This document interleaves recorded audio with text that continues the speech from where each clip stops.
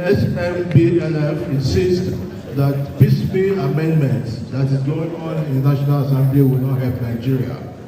So what we have proposed is a fresh constitutional ordering via a constituent assembly. The President should send a bill to the National Assembly for a constituent assembly to be set up by the National Assembly.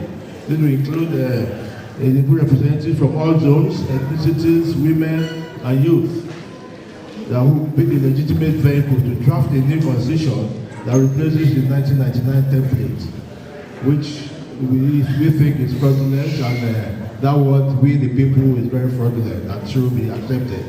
That is the position of SMBLF. The Constituent Assembly must be empowered by law and its national referendum to adopt or reject the draft that will come out from the Constituent Assembly. We have major issues at stake. The conclusion from the Middle Belt Southern Forum is that restructuring is not an abstract academic project.